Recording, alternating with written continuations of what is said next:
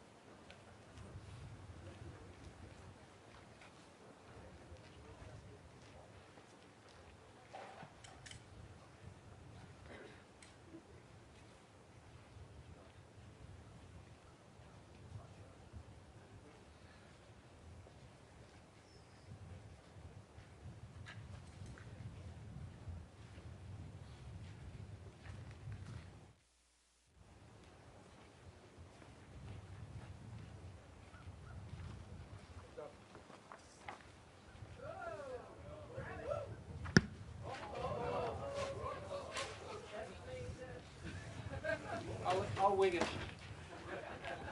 Correct.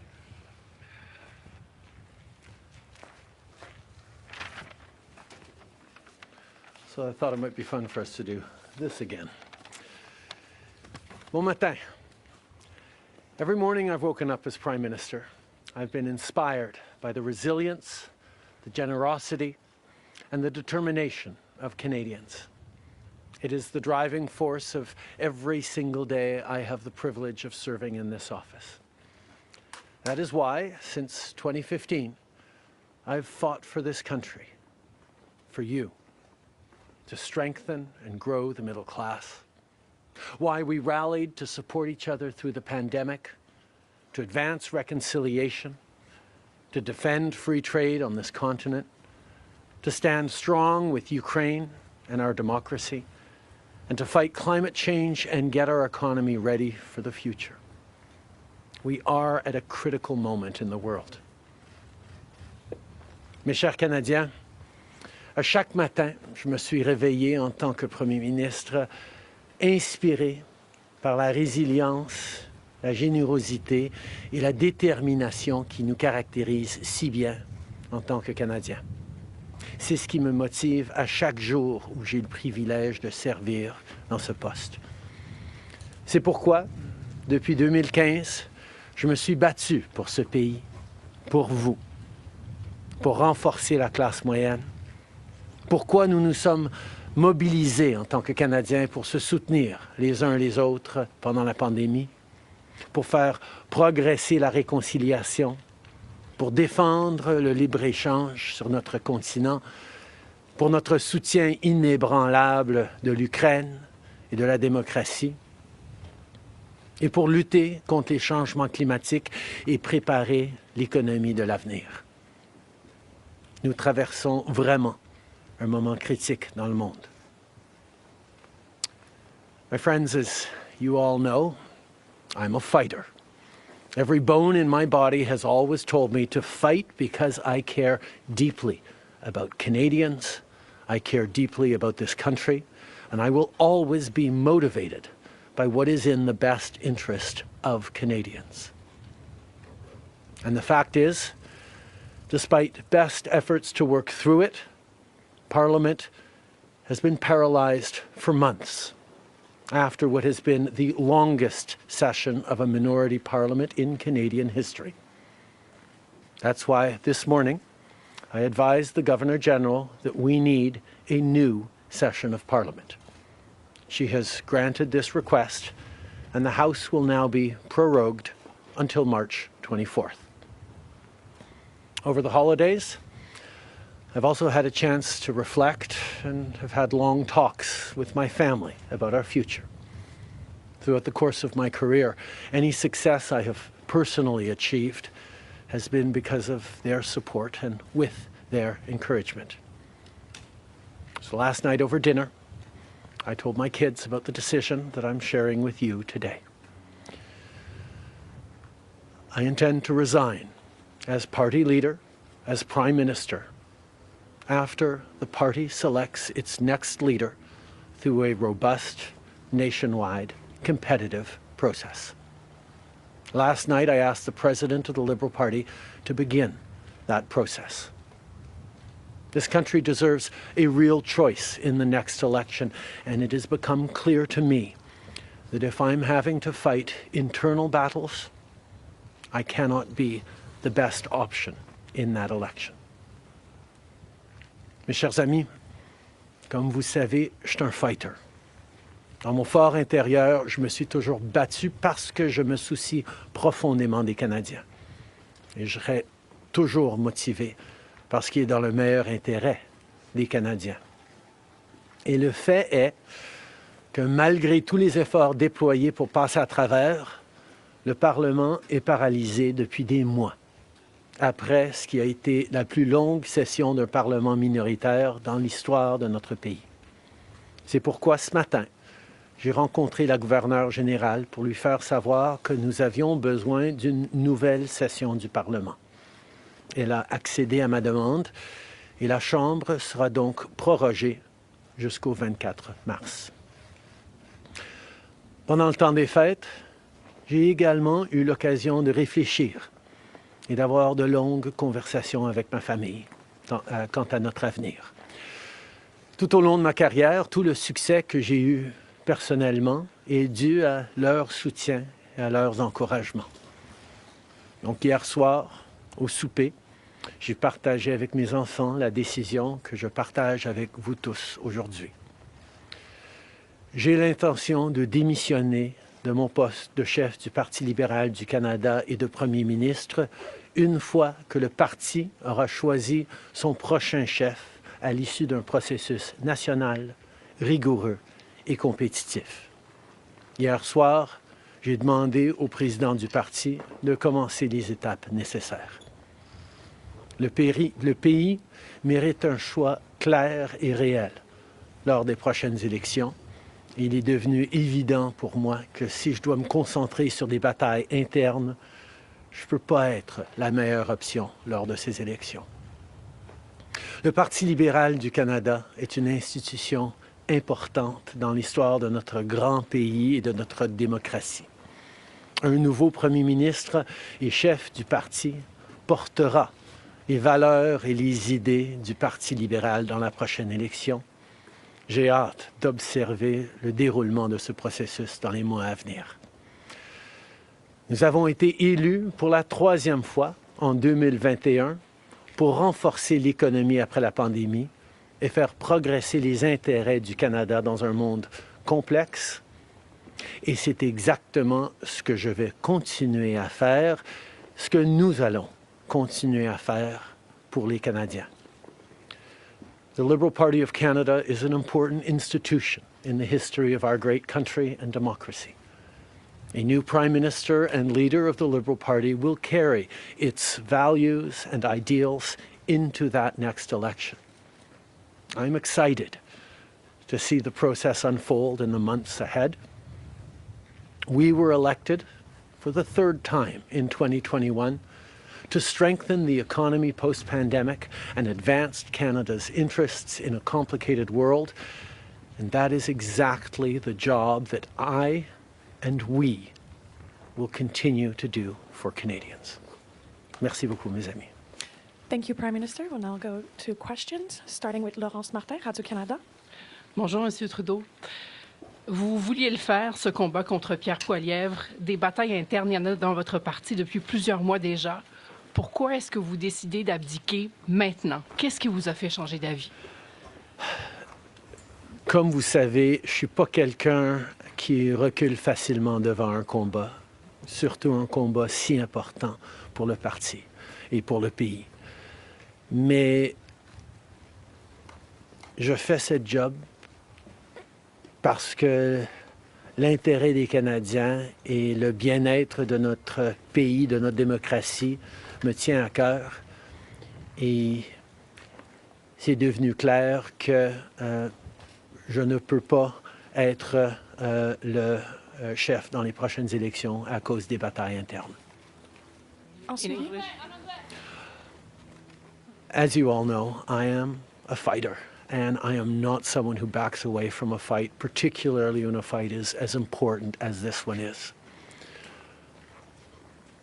But I have always been driven by my love for Canada, by my desire to serve Canadians, and by what is in the best interest of Canadians. And Canadians deserve a real choice in the next election. And it has become obvious to me with the internal battles that I cannot be the one to carry the Liberal standard into the next election. Vous êtes au pouvoir depuis près de 10 ans. Le Canada a changé avec votre gouvernement. S'il y a une réalisation que vous pourriez nommer, dont vous êtes le plus fier, je sais qu'il y en a plusieurs, mais s'il y en a une, et peut-être un regret aussi. En 2015, on a été élu sur une promesse de travailler pour la classe moyenne dans ce pays. Et c'est ce qu'on a pu faire. On a réduit la pauvreté, on a aidé énormément les familles, on a créé une économie qui fonctionne pour bien plus de monde en se préparant pour un avenir et plus numérique et où les changements climatiques vont avoir un plus grand impact. On a fait énormément de travail avec les Canadiens. Le Canada est meilleur à cause du travail que nous avons tous fait au cours des dernières années. Un regret, je continue à penser que si notre système électoral aurait été changé pour que les gens puissent mettre un premier, un deuxième, un troisième choix sur le bulletin, les partis auraient passé plus de temps à regarder les points qu'ils avaient en commun pour être les deuxième ou troisième choix des voteurs plutôt que de voir la polarisation que nous avions. Mais je ne pouvais pas de façon unilatérale changer notre mode de scrutin dans ce pays. next question. We got elected in 2015 to fight for the middle class, and that's exactly what we've done over the past years. We reduced their taxes, we increased the benefits to families, we made sure the economy was focused on working for everyone and not just a few, and that has changed. That has dropped poverty rates in Canada, that has brought more people into the workforce, that has moved us forward on reconciliation in a way that has deeply improved the opportunities and success of Canadians despite the incredibly difficult times the world is going through right now. There's lots more work to be done, and I know that this party and this country and Canadians will keep doing it. If I have one regret, particularly as we approach this election, well, there are probably many regrets that I will think of, but I do wish that we'd been able to change the way we elect our governments in this country so that people could simply choose a second choice or a third choice on the same ballot, so that parties would spend more time trying to be people's second or third choices, and people would have been looking for things they have in common instead of trying to polarize and divide Canadians against each other. I think in this time, figuring out how to pull together and find common ground remains something that is really important for democracies. But I could not change unilaterally without support of other parties our electoral system. That wouldn't have been responsible. Prochaine question. Tonda McCharles, Toronto Star. Prime Minister, up until 3 weeks ago, you were intending to stay, and it seems that the event 3 weeks ago of Ms. Freeland coming out and saying you were firing her as your finance minister was the catalyst that brought us here today. So can you explain your side of what happened there? Chrystia has been by my side for close to 10 years now. She has been an incredible political partner through just about everything we have done as a government and as a party over the past decade. I had really hoped that she would agree to continue as my Deputy Prime Minister and take on one of the most important files that not just this government but this country is facing. But she chose otherwise. In regards to what actually happened, I am not someone who's in the habit of sharing private conversations.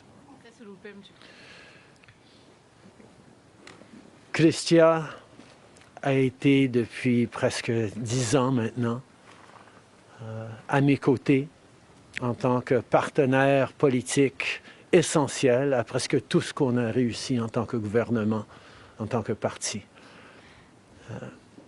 J'aurais vraiment souhaité qu'elle choisisse de continuer en tant que ma vice-première ministre et qu'elle prenne un des dossiers les plus importants auxquels les Canadiens et notre gouvernement vont faire face dans les mois à venir, d'ici les prochaines élections.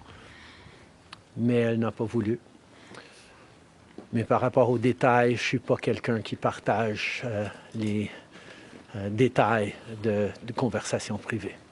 You spoke about the Liberal Party as an institution and the internal battles right now, but I'm wondering if you feel that another leader will have more success than you will at beating Pierre Poilievre in the next campaign. Pierre Poilievre's vision for this country is not the right one for Canadians. Stopping the fight against climate change doesn't make sense. Backing off on the values and strength in diversity that Canada has always worked to pull itself together on is not the right path for the country. Attacking journalists, the CBC institutions, that's not what Canadians need in this moment. We need an ambitious, optimistic view of the future, and Pierre Poilievre is not offering that. And I look forward to the fight as progressives across this country stand up for the kind of vision for a better country that Canadians have always carried, despite the tremendous pressures around the world to think smaller, to veer towards the hard right, and to be less ambitious for what we can be and do as a country when the world really needs Canada. That's not an answer, though. Yes or no? Is there another leader that could beat him? Absolutely. Sur le leader? Oui. Est-ce que vous... Pierre Poilievre. En français, s'il vous plaît, merci. Pierre Poilievre a une vision profondément petite et erronée pour ce pays, si même on accepte qu'il ait une vision, de reculer sur les droits fondamentaux, d'arrêter la défense, la lutte contre les changements climatiques, de ne pas investir dans une économie plus verte, plus inclusive, de toujours chercher des divisions entre les Canadiens plutôt que de rassembler pour faire face à l'avenir de façon optimiste et ambitieuse. C'est pas le bon choix pour les Canadiens.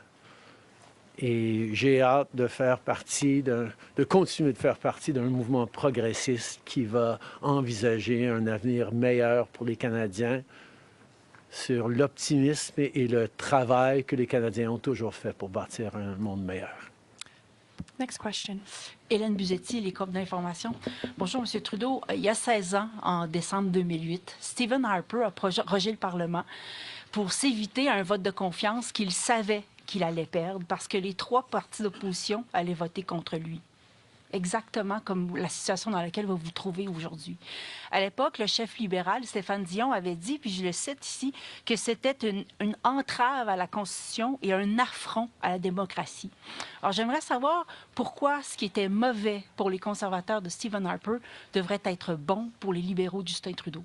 La gouverneure générale, en 2008, avait correctement conclu que la Chambre venait juste d'accorder leur confiance de façon formelle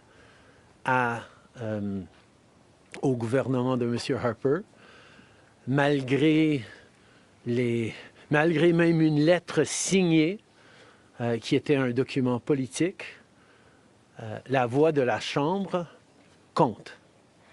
Or, avant d'arrêter le travail à la Chambre pour les fêtes, on a gagné 3 votes de non-confiance, 3 votes de confiance, et nous allons devoir retester la confiance de la Chambre dès le mois de mars pour passer les éléments budgétaires nécessaires pour faire fonctionner le gouvernement. In 2008, the Governor General correctly concluded that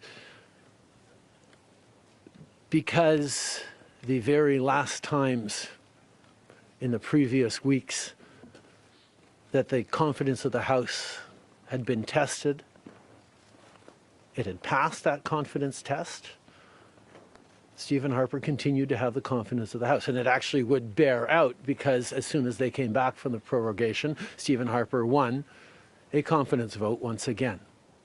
So a political document or political speeches doesn't carry the kind of weight that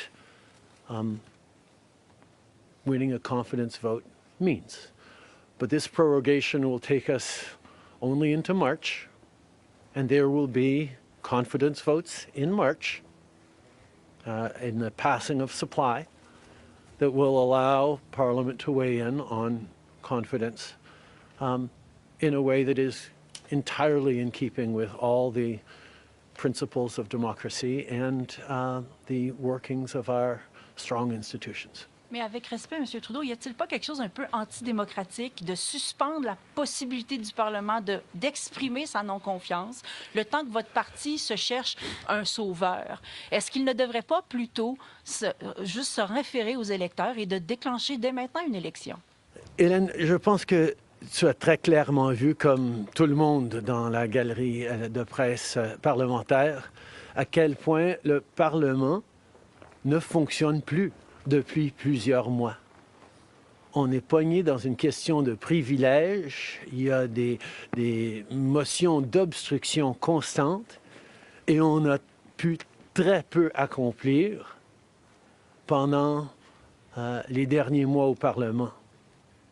Le Parlement a besoin d'un reset, a besoin de se calmer un peu les pompons pour se remettre au travail pour les Canadiens et pas à faire de la petite politique constante, ce qu'on est en train de voir des conservateurs. Donc, ce reset a 2 éléments. Une prorogation pour que, justement, on recommence avec une fraîche approche au Parlement. Et deuxièmement, oui, le Parti libéral va entamer un leadership parce que je m'attends à ce que si c'est pas moi qui va mener le parti dans les prochaines élections, la polarisation qu'on voit actuellement au Parlement devrait aussi se calmer un petit peu. Les Canadiens ont besoin d'un Parlement qui fonctionne, particulièrement dans ce moment complexe, et ces 2 éléments vont représenter le reset nécessaire pour le Parlement. En anglais, mais si vous pouvez dire pourquoi pas une élection, vous ne l'avez pas dit. The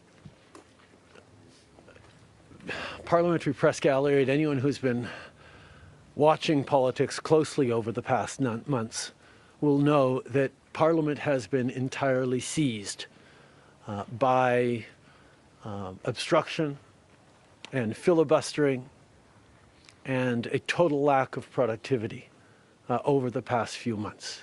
We are right now the longest serving minority government in history, and it's time for a reset. It's time for the temperature to come down, for the people to have a fresh start in Parliament, to be able to navigate through these complex times, both domestically and internationally. And the reset that we have is actually 2 parts. One is the prorogation, but the other part is recognizing that removing me from the equation as the leader who will fight the next election for the Liberal Party should also decrease the level of polarization that we're seeing right now in the House and in Canadian politics, and allow people to actually focus on serving Canadians in this House and with their work the way Canadians deserve.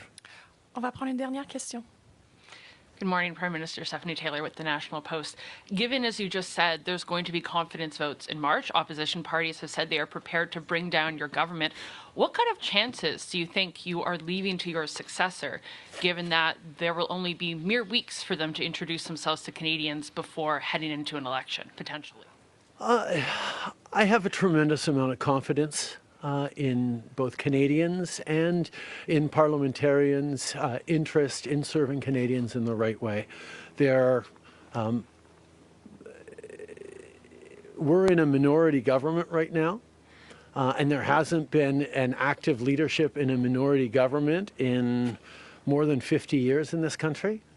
And there is always going to be the challenge of having a leadership race while a parliament would face confidence votes in the course of delivering supply to the government.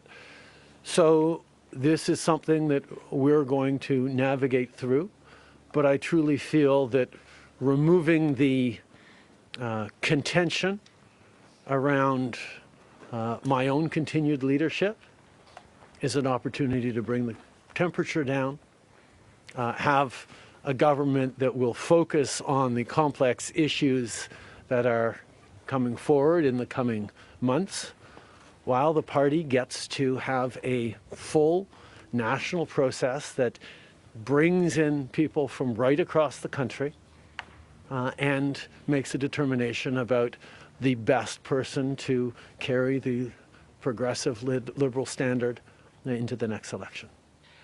Can you clarify whether ministers who would like to campaign for your job will have to step out of cabinet?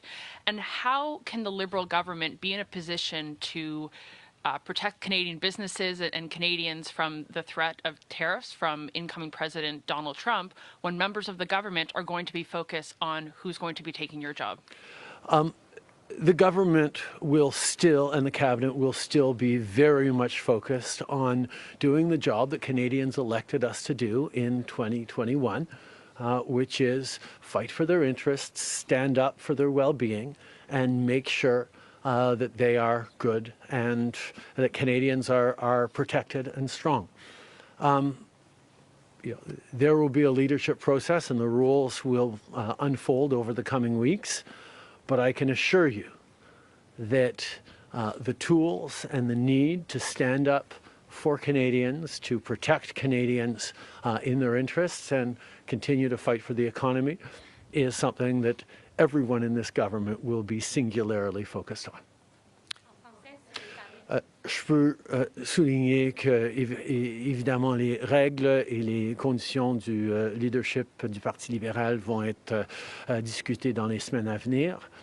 Mais le gouvernement qui a été élu pour protéger les Canadiens et leurs intérêts dans un monde très complexe, qui a été élu le plus récemment en 2021, va continuer ce travail avec un focus et une emphase singulière sur ce qui est dans les intérêts des Canadiens, pendant que le parti fait ce dont il a besoin pour avoir un processus de leadership.